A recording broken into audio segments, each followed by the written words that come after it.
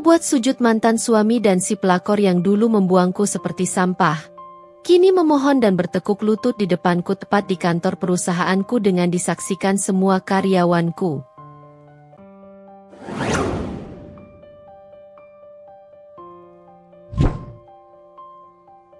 Langit sore itu memerah.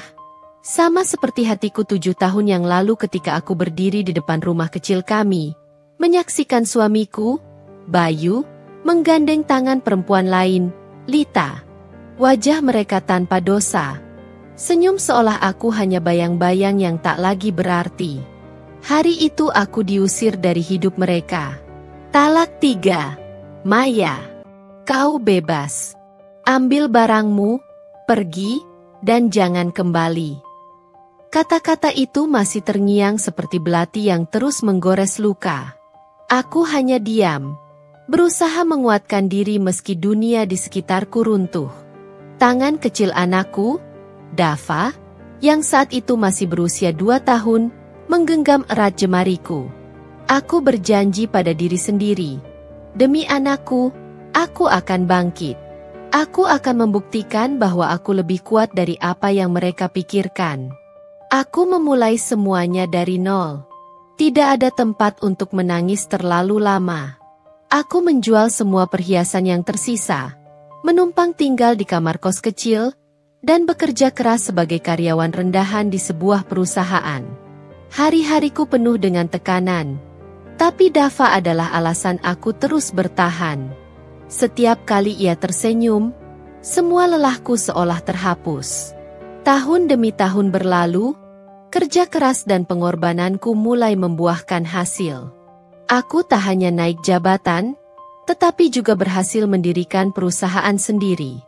Dengan darah dan air mata, aku membangun bisnis dari nol hingga menjadi salah satu yang terkuat di kota ini. Kini, aku adalah seorang direktur, pemilik perusahaan besar yang dihormati. Tapi satu hal yang selalu kuingat, aku tidak melakukannya untuk balas dendam, melainkan untuk membuktikan pada diriku sendiri bahwa aku berharga. Namun, takdir rupanya memiliki rencana lain. Hari itu, aku tengah duduk di ruang meeting ketika sekretarisku mengetuk pintu. "Maaf, Bu Maya, ada tamu yang ingin bertemu," katanya sangat penting. Aku mengangguk tanpa banyak berpikir. Namun, saat pintu terbuka, napasku tercekat. Di depanku berdiri Bayu dan Lita, dengan wajah yang penuh kepanikan. Tubuh Bayu tampak lebih kurus, sementara Lita terlihat jauh dari sosok anggun yang pernah memandangku dengan tatapan merendahkan. "Maya." Suara Bayu terdengar bergetar. "Kami butuh bantuanmu." Aku menahan senyum. Dunia memang selalu berputar. Aku bersandar di kursi kulit hitam di ruang meeting itu, menyilangkan tangan di depan dada. Tatapanku tak lepas dari 2 sosok yang kini berdiri di hadapanku.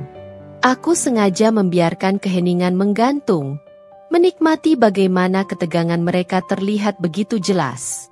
Lita menunduk, tangannya menggenggam erat lengan Bayu, sementara Bayu berusaha berbicara, tapi suaranya serak. Kami benar-benar butuh bantuanmu, Maya," ucap Bayu akhirnya. Suaranya memelas. Aku mengangkat alis, berpura-pura terkejut. "Bantuan? Dari saya?" Aku menyeringai tipis. "Apa kalian tidak salah alamat?" Bayu tampak gelagapan. "Maya, kumohon ini soal hidup dan mati. Perusahaan kami bangkrut. Utang menumpuk. Kami tidak tahu harus kemana lagi." Aku memiringkan kepala, berpura-pura berpikir. "Perusahaan kalian? Bukankah dulu aku ini hanya sampah yang tidak berguna? Bagaimana bisa sampah seperti aku bisa membantu kalian?" Wajah Bayu memerah, sementara Lita hanya diam seperti patung. Sorot matanya kehilangan kilau sombong yang dulu selalu kulihat. Aku hampir tidak mengenalinya. "Kami salah." Bayu mendesah panjang, suara rendahnya terdengar seperti penyesalan. "Kami tahu kami salah, Maya. Aku tahu aku telah menyakitimu. Tapi tolong demi Dava. Dava.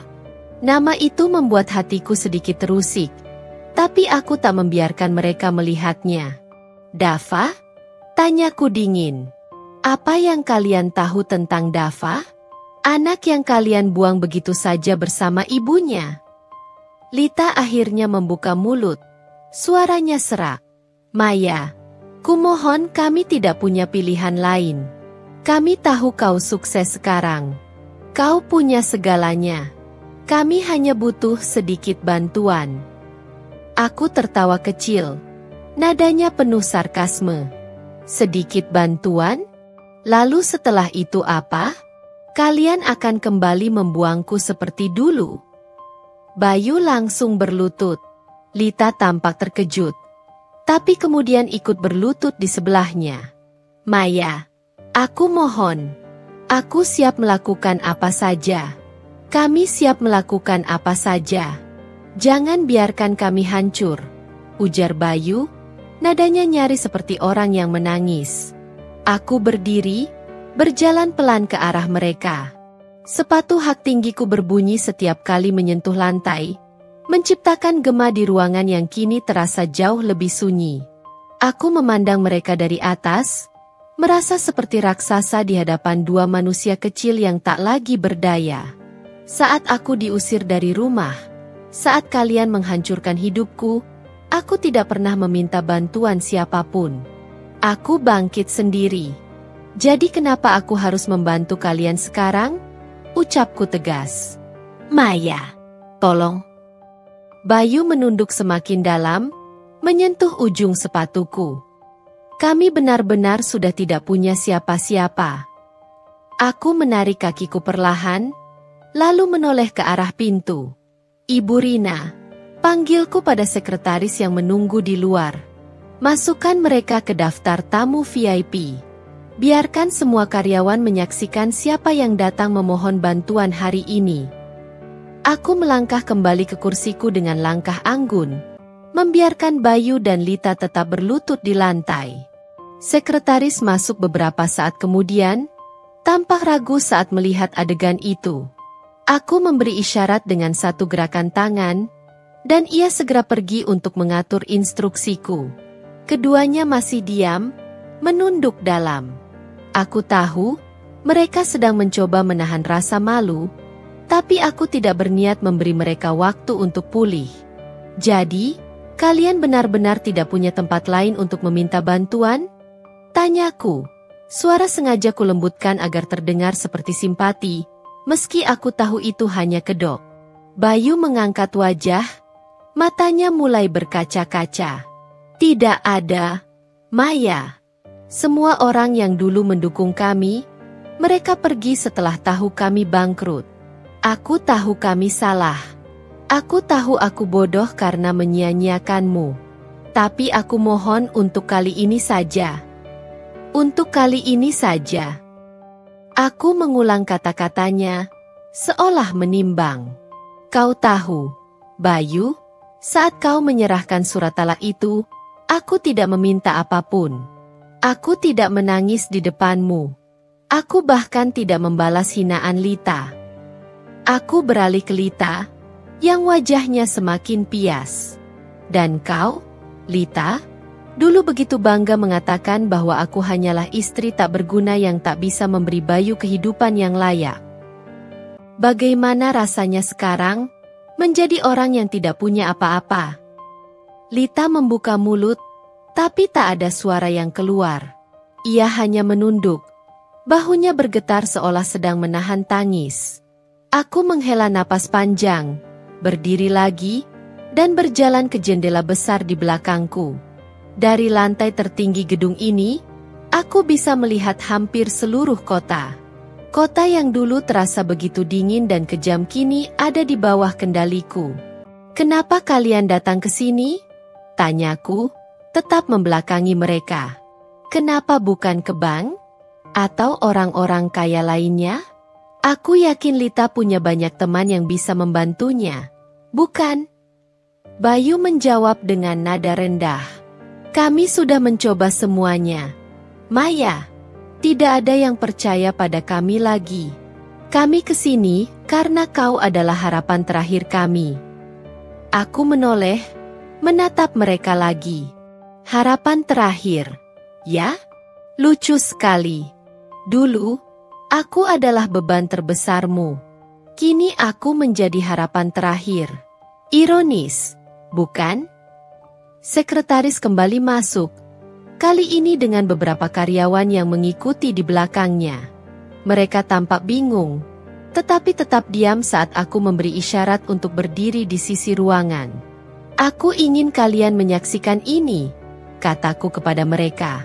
Mantan suami dan wanita yang dulu menghancurkan hidupku kini datang untuk memohon bantuan. Kalian perlu tahu bahwa roda kehidupan itu berputar. Para karyawan saling pandang, ada yang terlihat bingung, ada juga yang tampak penasaran. Sementara itu, Bayu semakin menunduk, tampaknya malu dengan perhatian yang mulai tertuju padanya. Lita menutup wajahnya dengan tangan, tubuhnya gemetar. Aku kembali ke kursiku, menatap mereka dengan dingin. Jadi, apa yang kalian inginkan? Pinjaman uang? Pekerjaan? Atau sekadar belas kasihan? Bayu menelan ludah. Suaranya terdengar kecil. Kami ingin memulai lagi. Maya, aku hanya butuh modal untuk membangun bisnis kecil. Aku janji akan membayar kembali dengan bunga, jika perlu. Aku mengangguk perlahan, pura-pura mempertimbangkan. Aku akan membantu kalian, kataku akhirnya, membuat mata mereka membesar. Namun, sebelum senyum mereka bisa merekah, aku melanjutkan. Tapi, ada syaratnya. Bayu mengangguk cepat. Apapun, Maya. Kami akan lakukan apapun. Aku mencondongkan tubuh ke depan, menatap mereka lekat-lekat. Kalian harus bekerja di sini. Bukan sebagai manajer atau posisi tinggi lainnya, tapi sebagai karyawan rendahan. Mulai dari nol, seperti aku dulu. Dan kalian harus siap diperlakukan seperti apa adanya kalian saat ini, orang yang kalah. Lita tampak ingin memprotes, tapi Bayu menahannya. Ia mengangguk, meski wajahnya penuh rasa malu. Kami setuju. Aku tersenyum tipis. Bagus. Besok pagi, datanglah ke sini pukul 8. Ibu Rina akan mengatur semua administrasinya. Sekarang, kalian bisa pergi. Mereka berdiri perlahan, tubuh mereka tampak lemah, seolah berat untuk meninggalkan ruangan itu. Aku tidak menoleh saat mereka pergi. Begitu pintu tertutup, aku berbalik ke arah para karyawan yang masih berdiri di sudut. Ingat ini, kataku tegas. Hidup tidak pernah berhenti memberi pelajaran. Jangan pernah menganggap remeh siapapun, karena orang yang kalian anggap lemah hari ini bisa menjadi orang yang paling kuat esok. Para karyawan mengangguk, wajah mereka penuh rasa hormat. Aku mengangguk kecil, lalu melambaikan tangan, memberi isyarat agar mereka kembali ke pekerjaan masing-masing. Sekretaris menutup pintu, meninggalkan aku sendiri di ruangan yang kembali sunyi. Aku duduk di kursiku, menatap meja kayu yang mengkilap. Bayangan wajah Dava muncul di pikiranku. Untuk anakku, aku telah melewati segalanya. Dan kini, roda kehidupan telah memberiku kesempatan untuk menuntaskan semua yang pernah mereka lakukan. Tapi ini baru permulaan. Mereka belum tahu seperti apa aku yang sekarang. Keesokan paginya, suasana kantor terasa berbeda. Desas-desus tentang Bayu dan Lita yang akan mulai bekerja sebagai karyawan rendahan telah menyebar seperti api di antara para staf. Meski aku tidak pernah membiarkan gosip berlarut-larut di lingkup perusahaanku, kali ini aku membiarkan mereka berbicara. Biarkan semua orang tahu bahwa roda kehidupan benar-benar berputar. Aku tiba di kantor lebih awal dari biasanya, mengenakan setelan elegan berwarna hitam yang mencerminkan kekuatan. Dari balik jendela kaca besar ruanganku, Aku melihat Bayu dan Lita berdiri di lobi, canggung dan tak tahu harus berbuat apa. Pakaian mereka sederhana, jauh dari kesan mewah yang dulu mereka kenakan dengan bangga. Pukul 8 tepat, sekretarisku, Ibu Rina, mengetuk pintu ruanganku. Mereka sudah siap, Bu Maya. Haruskah saya bawa mereka ke ruang pelatihan? Aku tersenyum samar. Tidak perlu. Bawa mereka ke ruang meeting besar. Saya ingin berbicara dengan mereka secara langsung. 15 menit kemudian, aku masuk ke ruang meeting dengan langkah percaya diri. Bayu dan Lita berdiri ketika aku masuk. Wajah mereka penuh kecanggungan. Mereka tampak seperti dua siswa yang sedang menunggu hukuman dari kepala sekolah. Selamat pagi. Sapaku dingin sambil duduk di ujung meja panjang. Apakah kalian sudah siap memulai perjalanan baru ini? Bayu mengangguk, meski ragu-ragu. Lita hanya menunduk. Tampaknya masih belum menerima kenyataan. Aku membuka sebuah folder yang telah disiapkan sebelumnya, berisi kontrak kerja yang telah kuatur dengan sangat teliti. Aku sudah menyiapkan semuanya, kataku, sambil mendorong dua salinan kontrak ke arah mereka. Kalian akan bekerja di divisi operasional. Bayu, kau akan menjadi staf gudang, dan Lita, kau akan bekerja di bagian kebersihan. Ini posisi yang paling rendah, tetapi aku pikir itu adalah awal yang tepat bagi kalian. Mata Bayu membulat, sementara Lita terlihat terkejut. Kebersihan? Tanyanya, akhirnya berbicara dengan nada bergetar. Maya, Aku tidak pernah bekerja seperti itu sebelumnya. Aku menatapnya tajam. Tidak pernah? Lalu bagaimana menurutmu aku bisa sampai di sini? Aku memulai semuanya dari bawah. Membersihkan lantai, membawa kotak-kotak berat, tidur hanya beberapa jam dalam sehari. Jadi, jika kau pikir ini terlalu sulit, mungkin kalian harus mencari tempat lain untuk meminta bantuan. Bayu menunduk, wajahnya memerah. Kami akan melakukannya, Maya. Aku janji. Bagus. Aku tersenyum tipis. Kontrak ini berlaku selama 1 tahun. Selama waktu itu, kalian akan belajar menghargai apa artinya bekerja keras.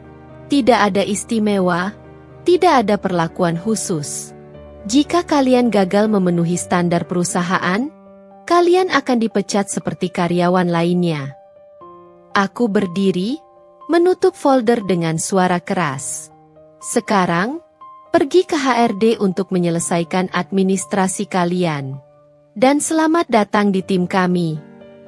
Mereka berdiri dengan canggung, membungkuk sedikit sebelum keluar dari ruangan. Begitu pintu tertutup, aku menarik napas panjang. Dalam hatiku, aku tahu ini bukan tentang balas dendam. Ini tentang pelajaran, bukan hanya untuk mereka, tetapi juga untuk diriku sendiri.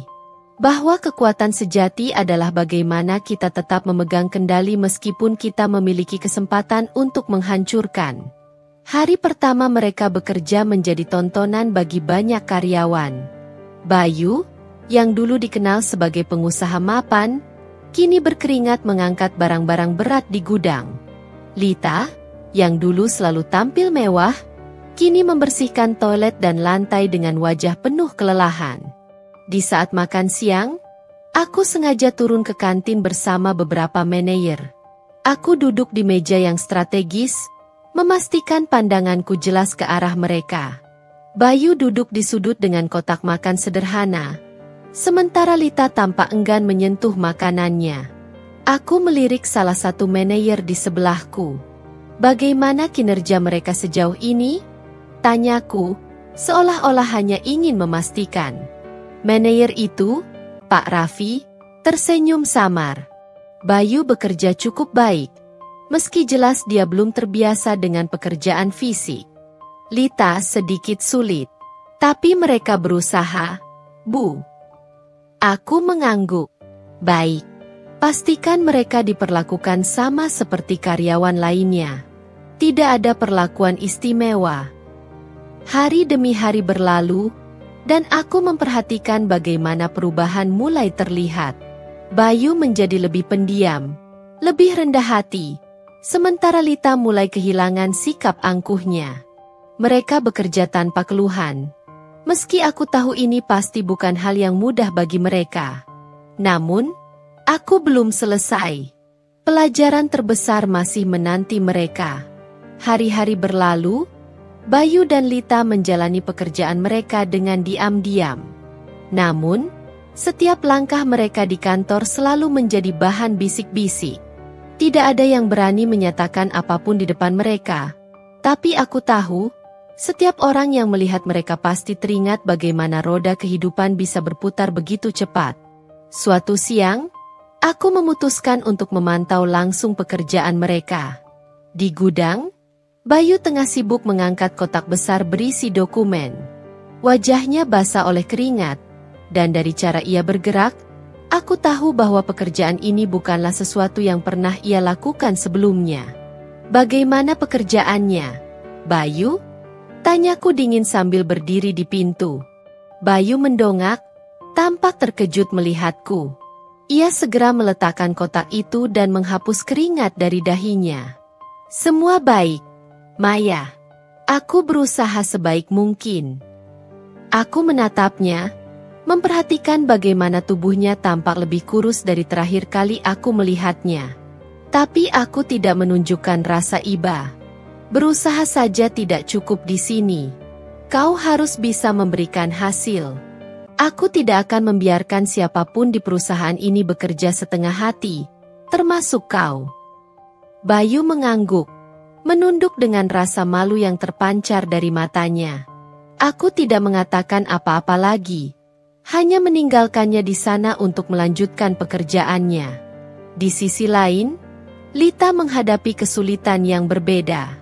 Aku menemukannya di lorong menuju toilet, duduk bersandar di dinding dengan wajah lesu.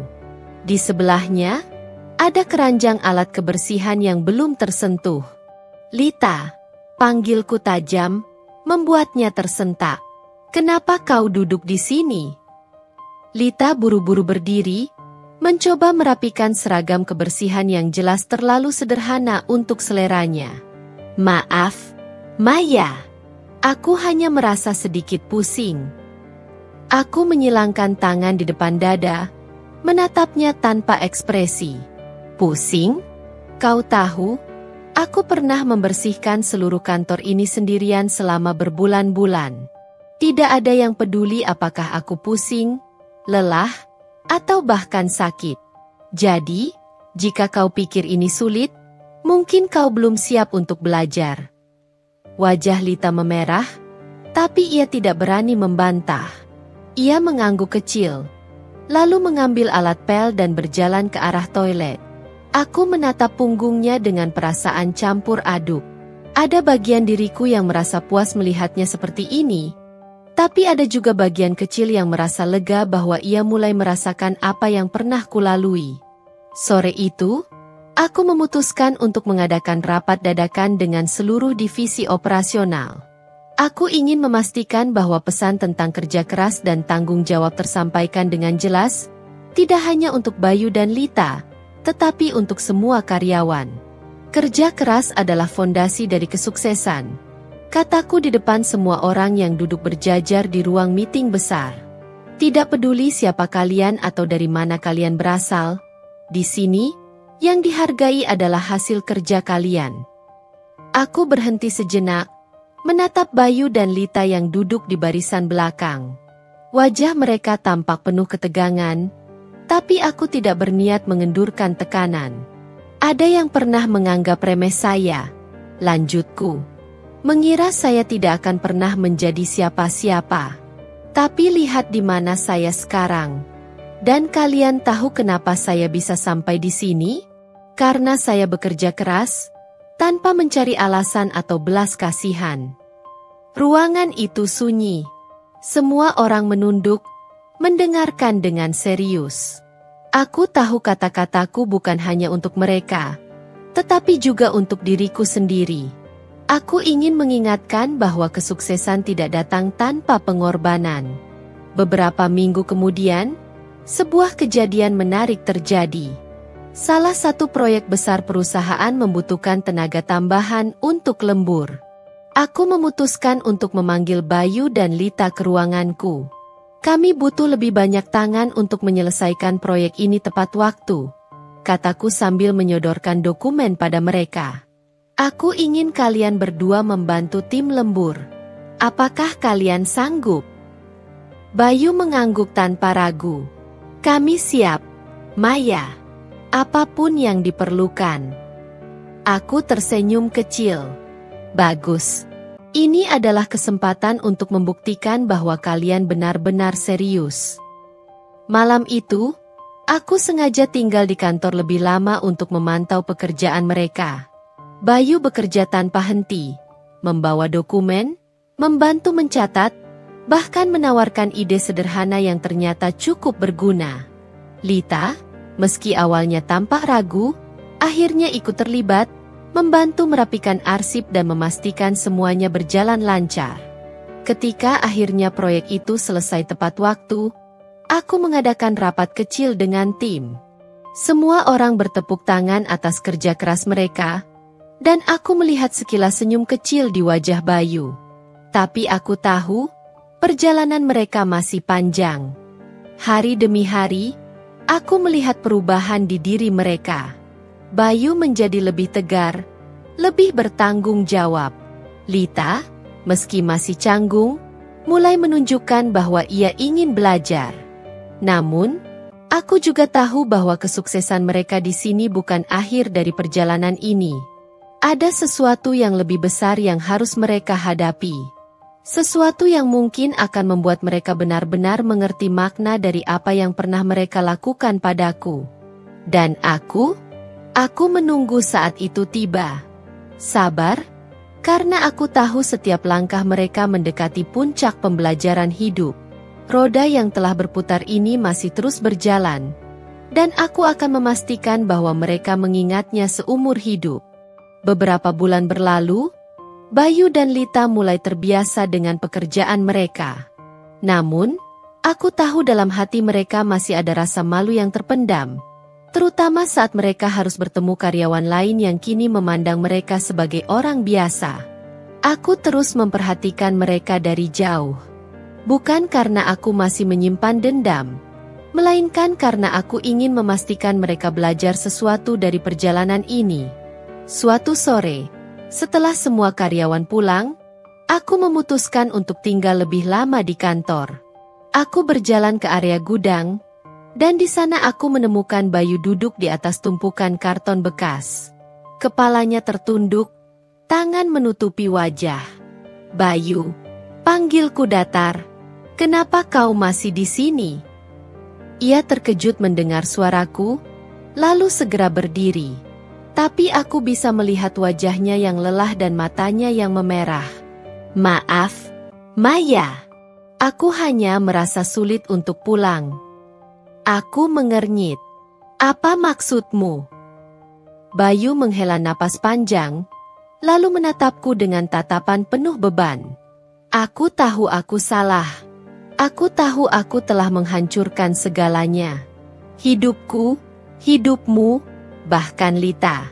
Aku tidak tahu bagaimana harus memperbaiki semuanya. Aku menatapnya dengan dingin. Meski ada bagian kecil di hatiku yang merasa terguncang. Dan kau pikir mengakui itu cukup untuk menebus semuanya? Ia terdiam, bibirnya bergetar seolah ingin mengatakan sesuatu, tapi tak sanggup. Kau harus tahu, Bayu. Lanjutku, suaraku semakin dingin. Apa yang kau lakukan padaku dulu bukan hanya menyakitkan. Itu menghancurkanku.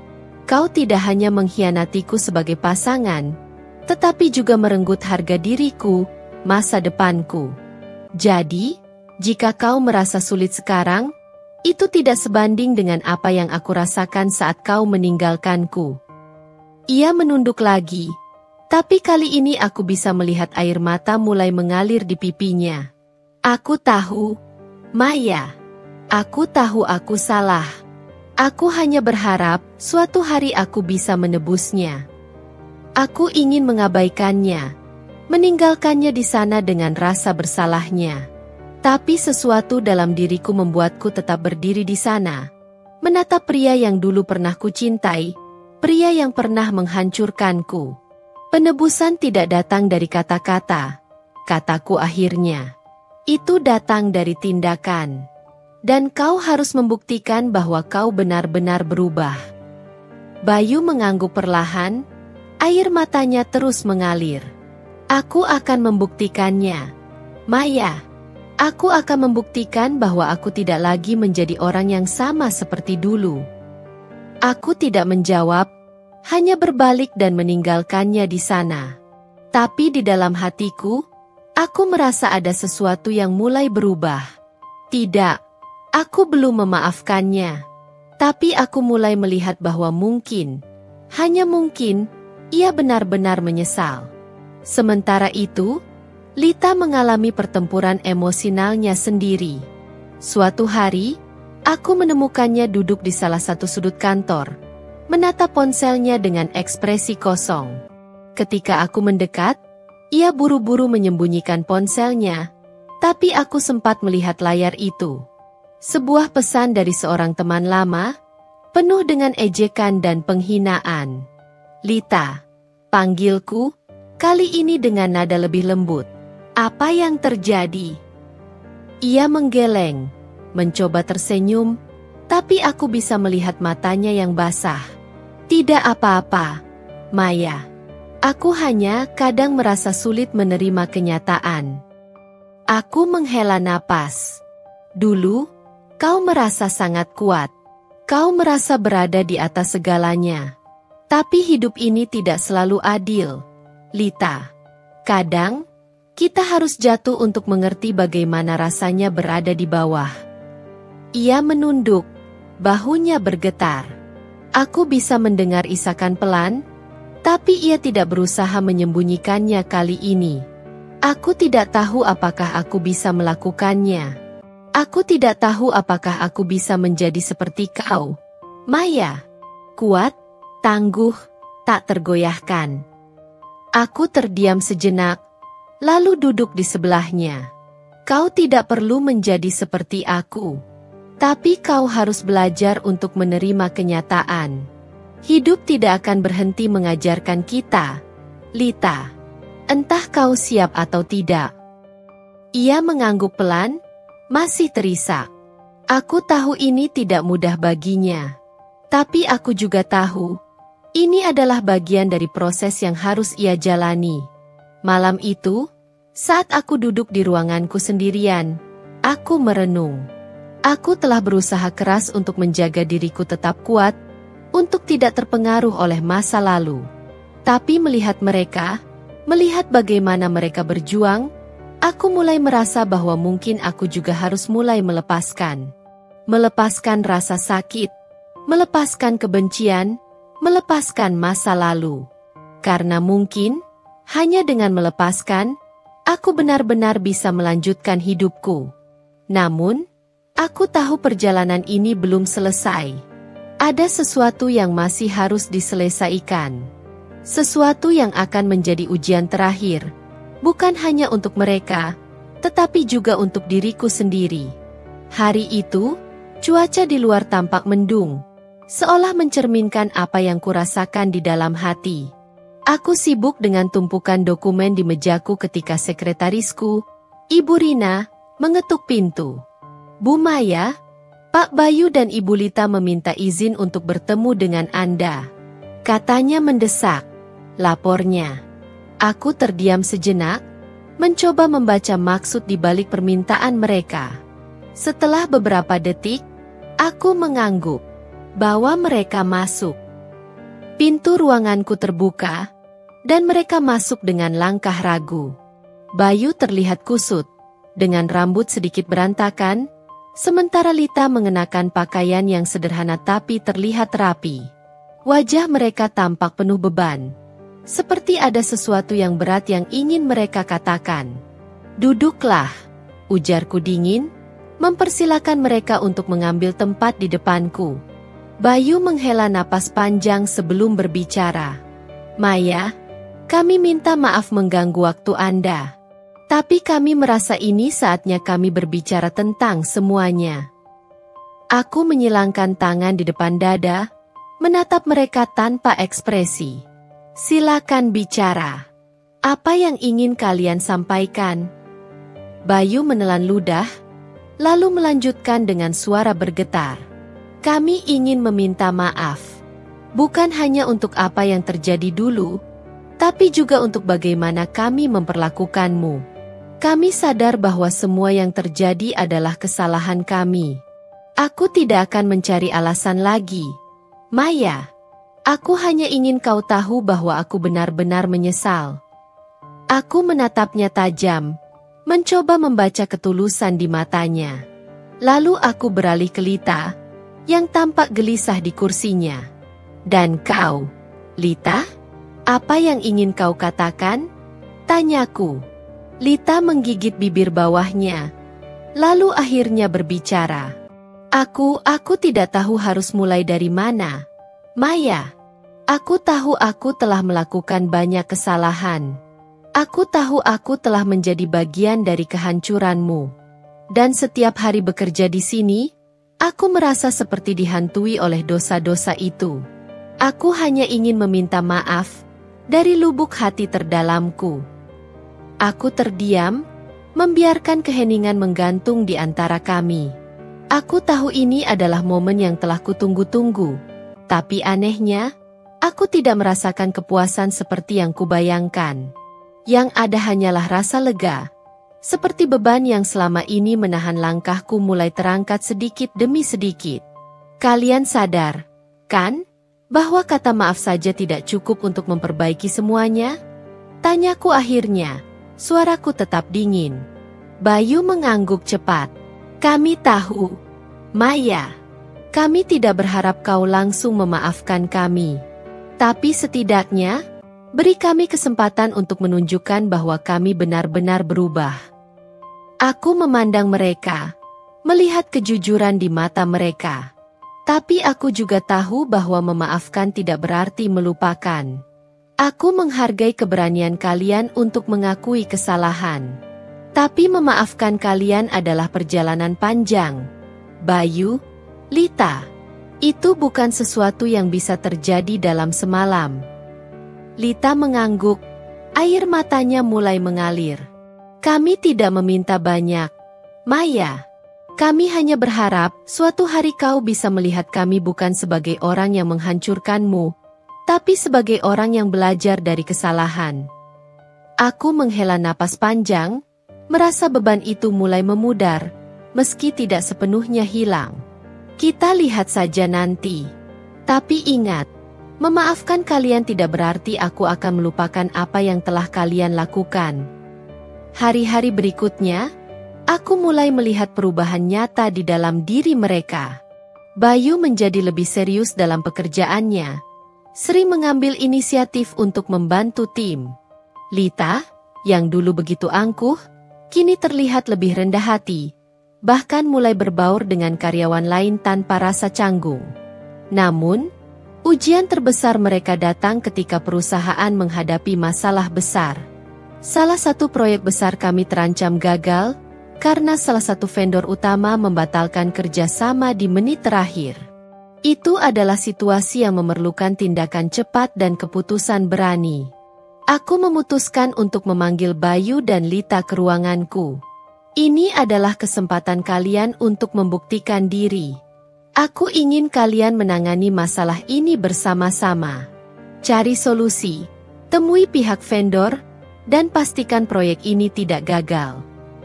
Mereka terkejut, tapi tidak ada keraguan di mata mereka. Bayu mengangguk tegas. Kami akan melakukannya, Maya. Lita menambahkan, meski suaranya sedikit gemetar, kami tidak akan mengecewakanmu. Mereka bekerja tanpa henti selama beberapa hari, bertemu dengan vendor, mencari alternatif, bahkan mengambil risiko besar untuk menyelamatkan proyek itu. Dan akhirnya, mereka berhasil. Proyek itu selesai tepat waktu, dan perusahaan mendapatkan pujian dari klien. Ketika aku melihat mereka berdiri di depan seluruh tim, menerima ucapan selamat dari semua orang, aku merasakan sesuatu yang aneh. Bukan rasa puas karena mereka berhasil, tapi rasa haru karena akhirnya mereka menunjukkan bahwa mereka mampu berubah. Di momen itu, aku menyadari satu hal. Memaafkan bukan tentang membebaskan mereka dari kesalahan, tapi tentang membebaskan diriku sendiri dari beban yang selama ini menghantuiku. Tapi perjalanan ini belum selesai. Ada satu langkah terakhir yang harus kuambil. Satu langkah yang akan menentukan apakah aku benar-benar bisa melanjutkan hidupku tanpa bayang-bayang masa lalu.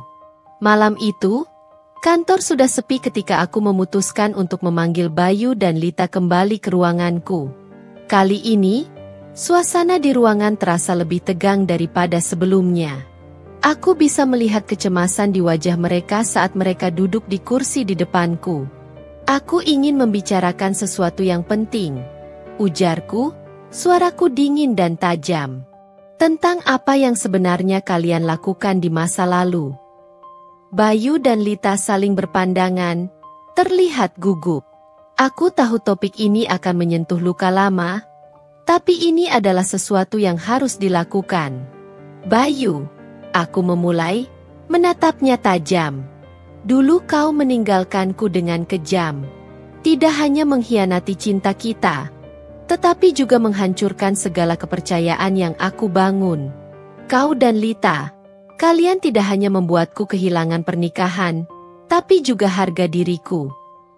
Bayu mengangguk pelan, ekspresi penyesalan di wajahnya. Aku tahu, Maya. Aku tahu apa yang kulakukan salah, dan aku akan menyesali itu seumur hidupku. Aku menghela napas, menahan emosiku yang mulai memuncak. Dan kau, Lita, lanjutku, beralih padanya. Kau bukan hanya teman yang berkhianat.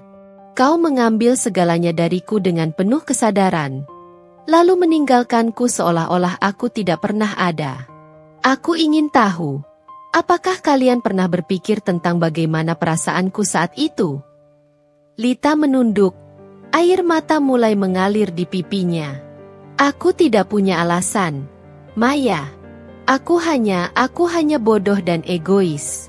Aku tidak tahu apa yang ada dalam pikiranku saat itu. Aku menatap mereka berdua, membiarkan kata-kata itu menggantung di udara. Suasana di ruangan itu semakin berat, tapi aku tidak berniat mengendurkan tekanan. Aku memanggil kalian ke sini bukan untuk mendengar permintaan maaf lagi, kataku akhirnya. Aku ingin kalian tahu betapa sulitnya bagiku untuk memaafkan. Setiap hari aku berjuang melawan rasa sakit dan kebencian. Tapi aku juga tahu, kebencian ini tidak akan membawa apa-apa kecuali beban. Bayu membuka mulutnya, seolah ingin mengatakan sesuatu, tapi aku mengangkat tangan untuk menghentikannya. Aku belum selesai. Aku memutuskan untuk memberi kalian kesempatan karena aku percaya setiap orang pantas mendapatkan kesempatan kedua. Tapi itu tidak berarti aku melupakan apa yang kalian lakukan. Lita menangis terisak. Sementara Bayu tampak menahan emosinya. Aku bisa melihat kepedihan di wajah mereka. Tapi aku tahu mereka perlu mendengar ini. Beberapa hari kemudian, situasi di kantor berubah drastis. Sebuah gosip menyebar bahwa Lita dan Bayu adalah mantan pasangan yang memiliki sejarah kelam dengan diriku. Meski aku tidak tahu siapa yang menyebarkannya, dampaknya langsung terasa. Beberapa karyawan mulai memandang mereka dengan curiga, bahkan ada yang terang-terangan membicarakan mereka di belakang. Lita terlihat semakin tertekan, sementara Bayu berusaha keras untuk menjaga ketenangannya. Aku tahu ini adalah ujian lain bagi mereka, tapi kali ini, aku memutuskan untuk tidak tinggal diam. Aku mengadakan rapat dadakan dengan seluruh karyawan. Saat semua sudah berkumpul, aku berdiri di depan mereka dengan tatapan tegas. Aku mendengar ada gosip yang beredar tentang Bayu dan Lita, kataku, Langsung ke inti permasalahan. Aku ingin kalian tahu, apapun yang terjadi di masa lalu, itu bukan urusan kalian. Di sini, kita bekerja sebagai tim. Tidak ada tempat untuk penilaian atau diskriminasi. Ruangan itu sunyi, semua orang menunduk. Aku melanjutkan, suaraku lebih lembut. Setiap orang di sini pernah melakukan kesalahan. Tapi kita diberi kesempatan untuk belajar dan menjadi lebih baik. Itu yang sedang mereka lakukan sekarang. Dan aku ingin kalian semua menghormati itu. Setelah rapat selesai, aku melihat Bayu dan Lita berdiri di sudut ruangan. Wajah mereka penuh rasa syukur. Mereka tidak mengatakan apa-apa, tapi aku tahu tindakan kecil ini membuat perbedaan besar bagi mereka. Namun, cobaan terbesar datang ketika klien besar mengundangku untuk menghadiri acara penghargaan perusahaan mereka. Aku memutuskan untuk membawa Bayu dan Lita sebagai bagian dari tim, sebagai bentuk apresiasi atas kerja keras mereka. Di acara itu, aku tidak menyangka akan bertemu dengan seseorang dari masa lalu. Mantan rekan bisnis Bayu yang dulu juga terlibat dalam pengkhianatan yang menghancurkan hidupku. Pria itu, seorang yang bernama Arman, tampak terkejut melihat kami bertiga. "Oh, jadi kalian bekerja untuk Maya sekarang?" Tanyanya dengan nada menyindir. Lucu sekali bagaimana hidup ini berputar. Ya? Aku menatapnya dengan dingin. Tidak ingin terpancing emosiku. Tapi Bayu tampak terguncang. "Arman, ini bukan waktu atau tempatnya," ucap Bayu, mencoba menghentikan pria itu. Tapi Arman tidak peduli. "Aku hanya ingin tahu, bagaimana rasanya bekerja untuk seseorang yang dulu kalian hina? Sungguh pemandangan yang menarik." Aku memutuskan untuk melangkah maju. "Arman, jika kau datang ke sini untuk membuat keributan, aku sarankan kau pergi sekarang. Ini bukan tempat untuk drama murahan." Ruangan itu menjadi sunyi. Semua mata tertuju pada kami. Aku bisa merasakan kemarahan membakar dadaku, tapi aku menahannya. Kali ini, aku tidak akan membiarkan masa lalu menggangguku lagi. "Ayo, Bayu, Lita," ujarku tegas. "Kita tidak punya waktu untuk orang seperti dia." Aku berjalan pergi, meninggalkan Arman yang tertegun, dan Bayu serta Lita mengikutiku dari belakang. Di dalam hatiku, aku merasa bangga karena akhirnya aku bisa mengendalikan diriku sendiri. Tapi aku tahu, konflik ini belum selesai. Masa lalu masih terus menghantui, dan aku harus bersiap menghadapi apapun yang datang selanjutnya. Malam itu, setelah acara selesai, Bayu dan Lita menemuiku di lobi hotel tempat acara diadakan. Wajah mereka terlihat tegang, penuh dengan perasaan yang sulit diartikan.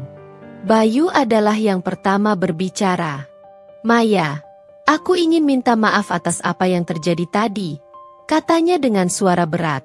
"Arman, dia selalu menjadi sumber masalah, bahkan di masa lalu."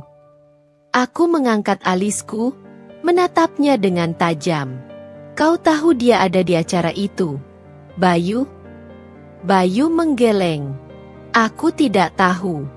Aku bahkan tidak tahu dia punya hubungan dengan klien kita. Tapi aku seharusnya lebih siap menghadapi orang seperti dia." Lita mengangguk setuju. Wajahnya dipenuhi penyesalan. "Kami benar-benar tidak ingin membuatmu tidak nyaman, Maya. Kami hanya ingin membuktikan bahwa kami telah berubah." Aku menghela napas panjang, mencoba menenangkan diri. Kalian tidak bisa mengontrol apa yang orang lain lakukan atau katakan. Tapi kalian bisa mengontrol bagaimana kalian merespons. Arman adalah masa lalu. Sama seperti kalian, dia hanya bagian dari pelajaran yang harus kupelajari. Bayu menunduk, sementara Lita menggigit bibirnya, terlihat seperti menahan tangis. "Aku tidak membutuhkan penyesalan kalian," kataku, suaraku lebih lembut kali ini. "Aku hanya membutuhkan kalian untuk terus maju." Jangan biarkan masa lalu menguasai kalian lagi. Namun, malam itu tidak berakhir begitu saja. Ketika aku kembali ke kamar hotelku, aku menerima pesan anonim di ponselku. Isinya adalah foto dari masa lalu. Foto aku, Bayu, dan Lita, diambil saat hubungan kami masih penuh konflik. Bersamaan dengan foto itu, ada pesan singkat. Masa lalu tidak akan pernah mati. Dan kebenaran belum sepenuhnya terungkap. Aku merasakan darahku mendidih. Siapa yang mengirim pesan ini? Apa maksudnya? Meski aku mencoba untuk tetap tenang, perasaan cemas mulai merayap masuk. Apakah ini ulah Arman? Atau ada orang lain yang ingin mengacaukan hidupku? Keesokan harinya, aku memutuskan untuk menyelidiki. Aku memanggil Bayu dan Lita ke ruanganku begitu kami kembali ke kantor. Aku menunjukkan pesan itu kepada mereka, dan ekspresi mereka langsung berubah. Itu foto lama, ujar Lita pelan, wajahnya pucat. Aku tahu itu foto lama, jawabku dengan nada dingin. Tapi kenapa sekarang muncul lagi? Dan siapa yang cukup berani mengancamku seperti ini? Bayu terlihat bingung, tapi kemudian ia tampak seperti mengingat sesuatu. Maya, aku tidak yakin, tapi Arman punya kebiasaan memotret orang tanpa sepengetahuan mereka. Dia mungkin menyimpan foto-foto itu untuk, entah, alasan apapun. Jadi kau pikir ini ulahnya? Tanyaku tajam. Bayu mengangguk perlahan. Mungkin, tapi aku tidak yakin. Aku menatap mereka berdua, merasa bahwa ada sesuatu yang masih mereka sembunyikan. Kalau begitu, kita akan mencari tahu. Aku tidak akan membiarkan siapapun merusak apa yang telah kubangun. Penyelidikan dimulai. Aku menyewa tim keamanan siber untuk melacak pengirim pesan itu, sementara aku sendiri mulai menggali lebih dalam tentang hubungan Arman dengan klien kami. Tidak butuh waktu lama untuk menemukan bahwa dia memiliki agenda tersembunyi.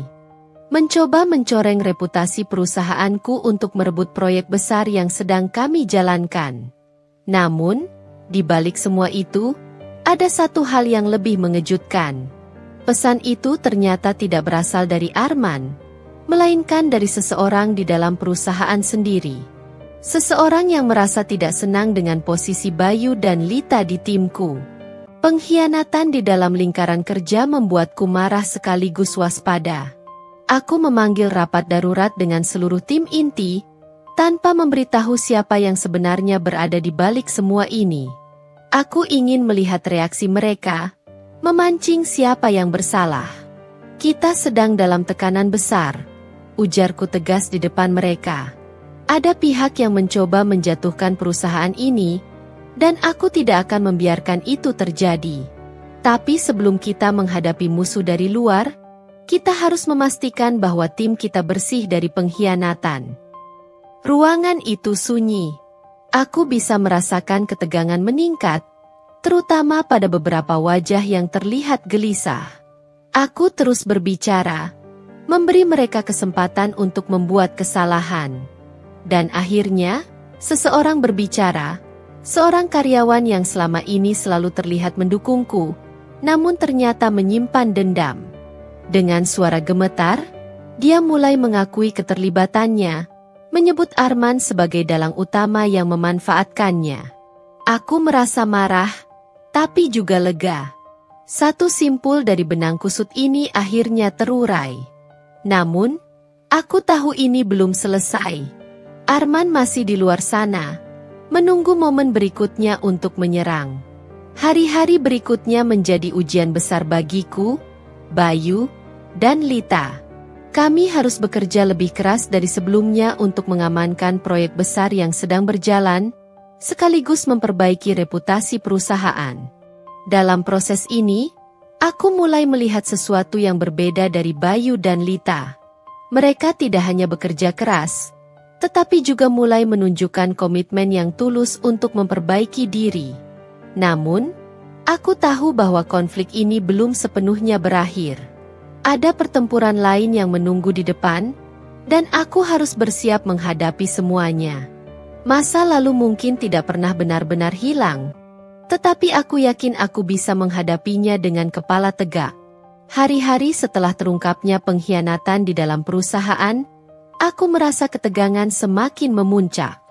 Arman, meski belum tampak secara langsung, masih memegang kendali atas banyak hal yang ada di balik layar. Aku bisa merasakannya. Setiap langkah yang kami ambil, setiap keputusan yang kami buat, selalu ada hal-hal yang mencoba menghancurkannya. Aku memutuskan untuk tidak lagi menunggu. Semua harus berakhir. Aku tahu kalau aku ingin melindungi perusahaanku dan masa depan kami semua, maka aku harus bergerak cepat. Siang itu, aku mendapat informasi penting. Salah satu klien besar yang kami tangani mulai menunjukkan ketidakpuasan. Mereka mengancam akan membatalkan kontrak besar yang telah lama kami perjuangkan. Aku tahu, ini bukan kebetulan. Arman pasti ada di balik semua ini. Aku memutuskan untuk menemui klien itu secara langsung, tanpa memberitahu siapapun. Ini adalah keputusan besar yang penuh risiko, tapi aku tak punya pilihan. Bayu dan Lita terlihat khawatir ketika mendengar keputusanku, tapi mereka tahu aku tidak bisa mundur. Di ruang rapat dengan klien, suasana tampak tegang. Aku duduk di hadapan CEO mereka, seorang pria parubaya bernama Pak Dimas. Sejak awal, aku merasakan adanya jarak yang aneh. Seperti ada sesuatu yang belum jelas. Ada apa dengan proyek ini, Pak Dimas? Tanyaku langsung. Kenapa ada indikasi pembatalan?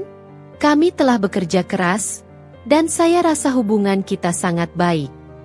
Pak Dimas menatapku dengan tatapan yang kosong, lalu menghela napas.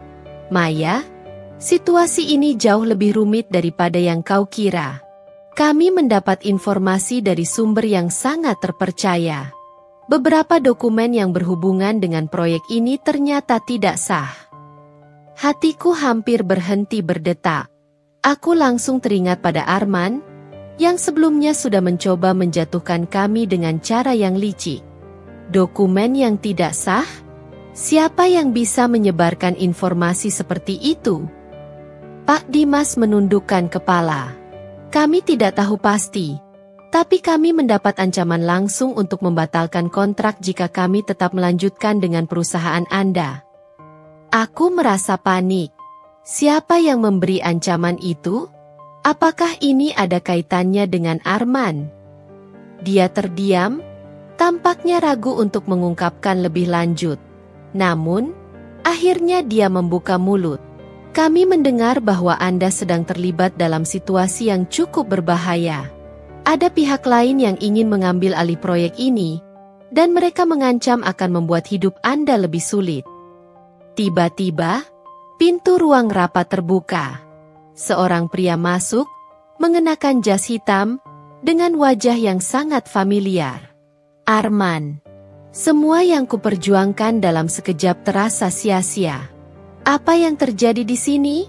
Teriakku, mencoba mengendalikan diri meski darahku mendidih. Apakah ini yang kau lakukan, Arman? Berusaha menghancurkan hidupku dan perusahaan ini lagi.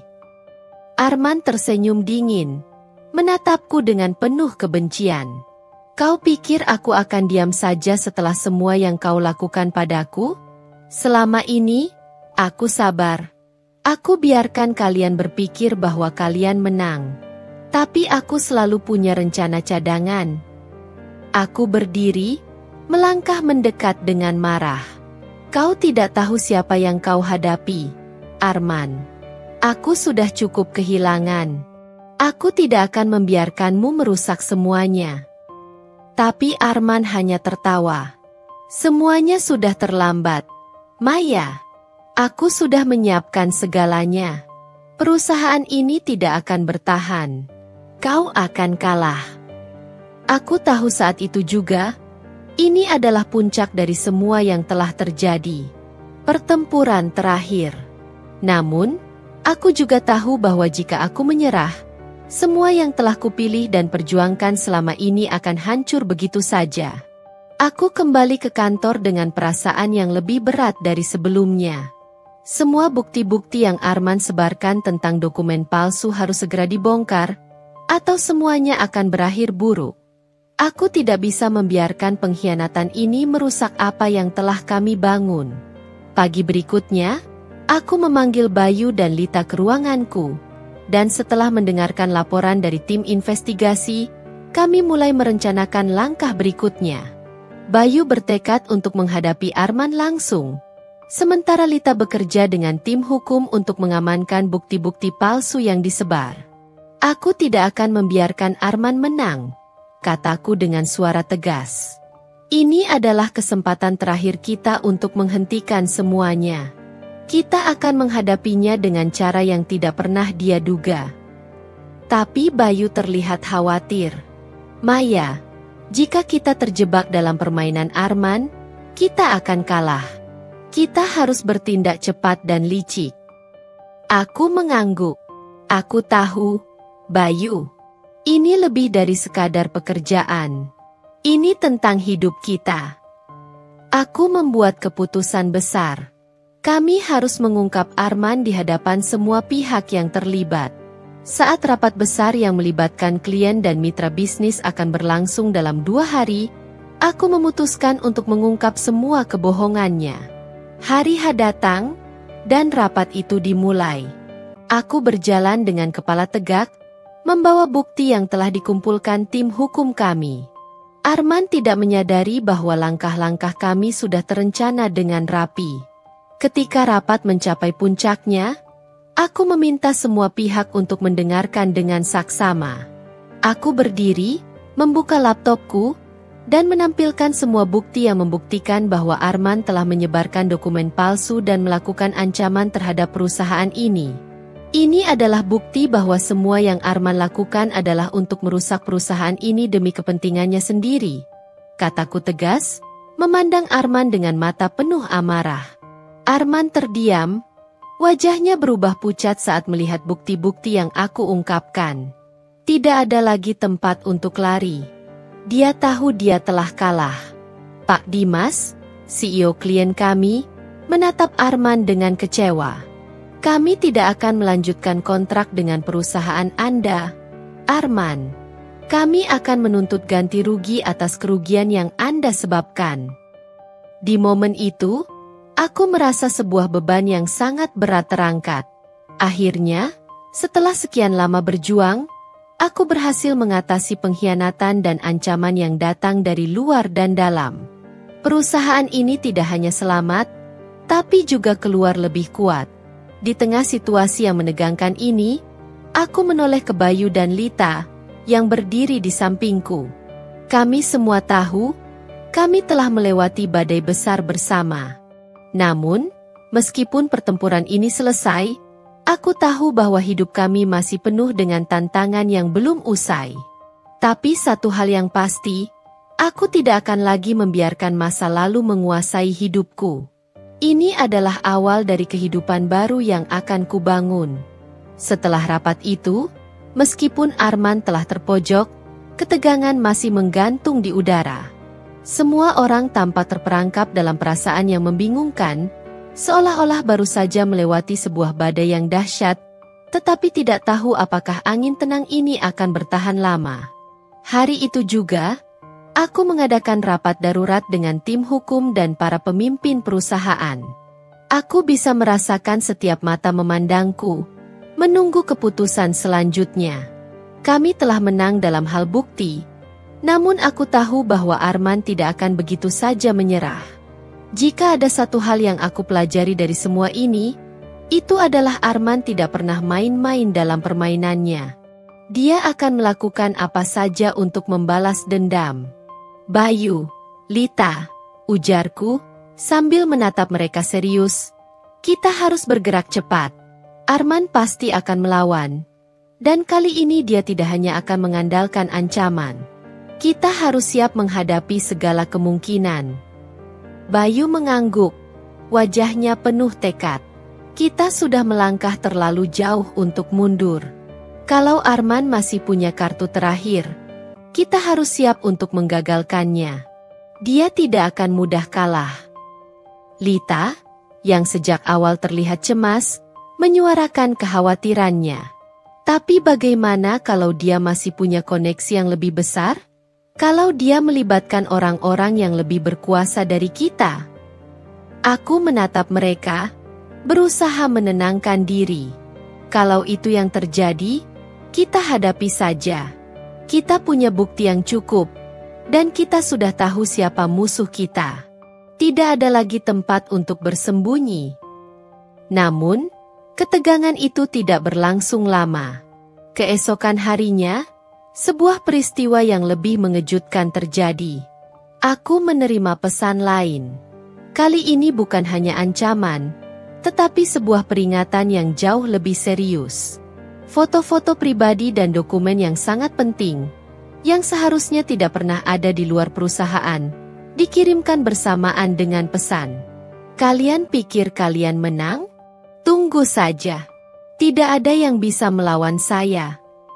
Darahku langsung berdesir. Aku tahu, ini bukan permainan lagi. Ini adalah ancaman yang nyata dan berbahaya. Arman tidak akan berhenti sampai dia menghancurkan segalanya. Dan dia pasti punya rencana jahat untuk menghancurkanku dan perusahaan ini. Aku langsung menghubungi tim keamanan dan hukum.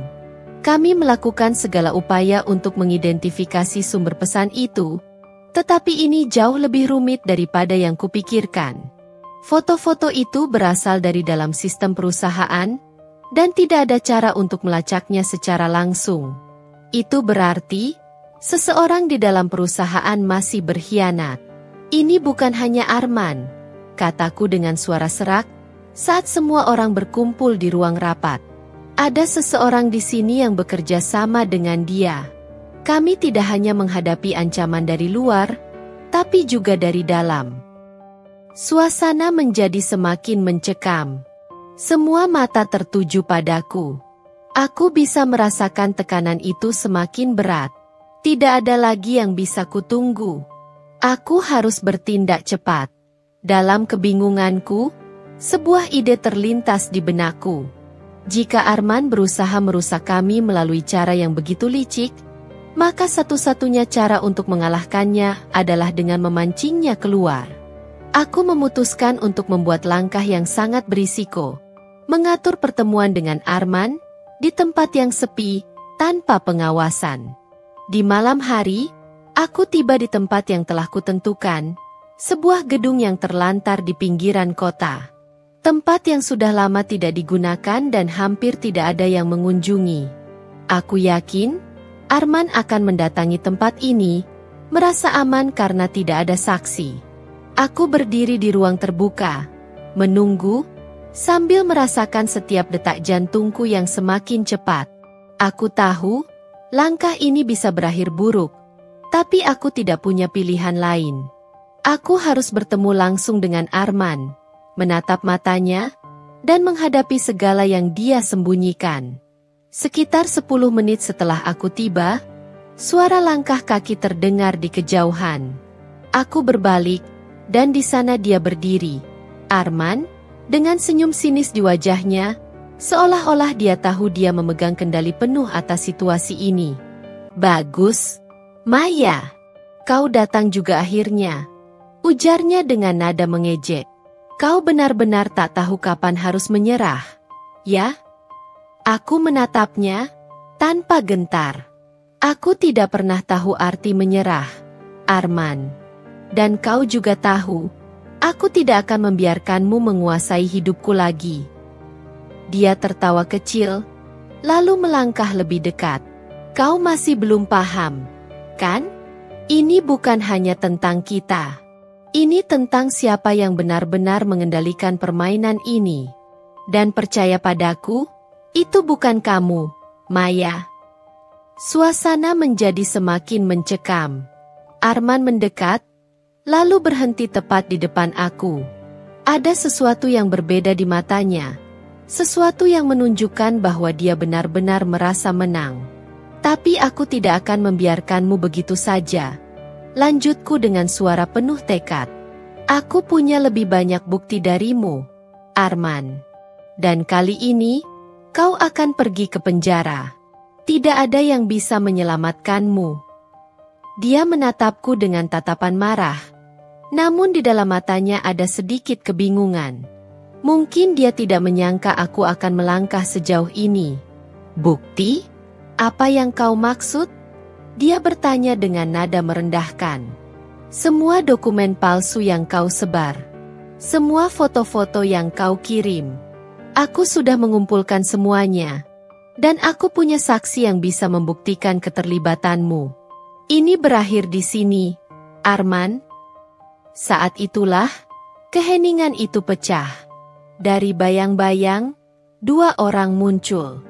Mereka adalah anggota tim keamanan yang aku percayai. Dengan cepat, mereka mengamankan Arman, memborgol tangannya sebelum dia sempat melarikan diri. Kalian sudah mengecohku, Maya, kata Arman dengan suara penuh kebencian. Tapi ingat, tidak ada yang bisa menghentikan rencana-rencana besar ini. Kau hanya menunda yang tak terhindarkan. Aku menatapnya dengan dingin, merasa lega bahwa akhirnya semuanya akan berakhir. Ini sudah cukup, Arman. Kau tak akan bisa lagi melukai kami. Setelah polisi datang dan Arman dibawa pergi, aku kembali ke kantor, merasa seolah-olah aku baru saja mengangkat sebuah beban besar dari pundakku.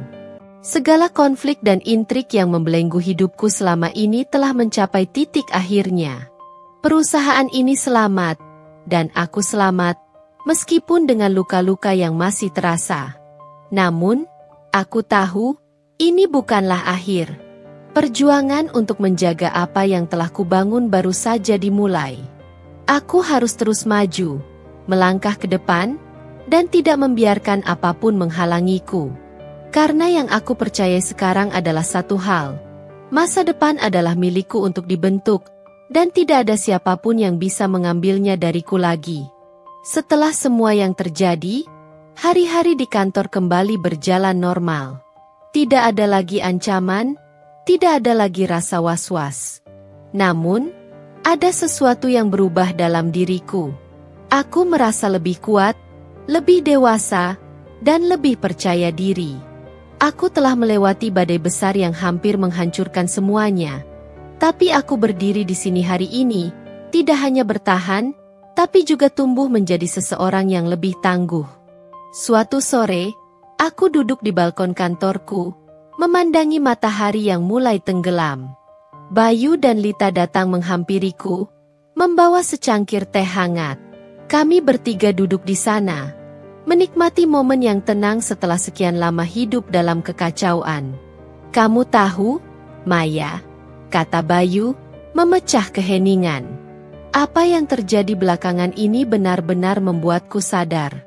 Kamu adalah pemimpin yang luar biasa. Tidak banyak orang yang bisa menghadapi apa yang kamu hadapi dan tetap berdiri tegak seperti ini. Aku tersenyum kecil, menatap mereka berdua. Terima kasih, Bayu. Tapi aku tidak bisa melakukannya tanpa kalian. Kalian adalah bagian penting dari perjalanan ini. Aku tidak akan sampai di sini sendirian. Lita mengangguk, matanya sedikit berkaca-kaca. Kita semua telah belajar banyak, Maya, tentang keberanian, kesetiaan, dan pentingnya tidak menyerah, apapun yang terjadi. Aku terdiam sejenak, membiarkan kata-kata mereka meresap. Lalu, aku memutuskan untuk berbicara dari hati. Hidup ini memang penuh dengan tantangan, kataku perlahan. Kadang, rasanya tidak adil. Kadang, kita merasa seperti kehilangan arah. Tapi di balik setiap badai, selalu ada pelajaran. Selalu ada alasan untuk terus berjalan. Dan yang paling penting, kita harus percaya pada diri sendiri dan pada orang-orang yang mencintai kita. Karena mereka adalah kekuatan terbesar kita. Air mata mulai mengalir di pipiku, tapi aku tidak berusaha menghapusnya. Aku membiarkan emosi itu keluar, membiarkan diriku merasa lega setelah semua yang telah terjadi. Terima kasih karena selalu ada di sisiku, lanjutku. Dan terima kasih karena tidak pernah berhenti percaya pada kita semua. Malam itu, kami bertiga meninggalkan kantor dengan hati yang lebih ringan. Aku tahu, hidup tidak akan pernah benar-benar bebas dari masalah. Tapi aku juga tahu, aku lebih siap dari sebelumnya untuk menghadapi apapun yang datang. Beberapa minggu kemudian, perusahaan kami resmi mendapatkan kembali kepercayaan dari klien besar yang sempat hampir hilang. Semua berjalan dengan baik, dan aku merasa damai. Aku mulai menata ulang hidupku, tidak hanya sebagai seorang pemimpin perusahaan, tapi juga sebagai seorang wanita yang telah belajar dari masa lalu. Suatu hari, aku menulis sebuah surat, bukan untuk siapa-siapa, melainkan untuk diriku sendiri. Surat itu berisi nasihat yang ingin aku sampaikan kepada setiap orang yang mungkin sedang menghadapi badai hidup mereka. Untuk siapapun yang membaca ini, ketahuilah bahwa hidup adalah perjalanan yang penuh dengan tantangan. Kadang, kita jatuh, terluka, dan merasa tidak mampu untuk bangkit lagi. Tapi percayalah, kekuatan itu ada di dalam dirimu. Jangan pernah menyerah pada keadaan. Jangan pernah biarkan orang lain menentukan nilai dirimu. Karena kamu berharga, lebih dari yang kamu tahu. Hiduplah dengan hati yang penuh syukur, pikiran yang tenang, dan keberanian untuk menghadapi hari esok. Jangan lupa, selalu ada harapan di setiap langkah yang kita ambil, bahkan ketika jalannya terasa sulit. Salam hangat. Dengan menulis surat itu, aku merasa lega. Aku tahu, ini adalah caraku untuk berbagi pelajaran yang telah aku pelajari dari semua yang telah terjadi. Dan siapa tahu, mungkin suatu hari nanti, surat ini akan sampai ke tangan seseorang yang membutuhkannya. Seseorang yang, seperti aku dulu, sedang berjuang untuk menemukan jalan keluar dari badai hidup mereka. Aku menutup mataku, menghirup napas dalam-dalam, dan tersenyum. Hidup terus berjalan, dan aku siap untuk melangkah maju dengan hati yang lebih kuat dan penuh cinta.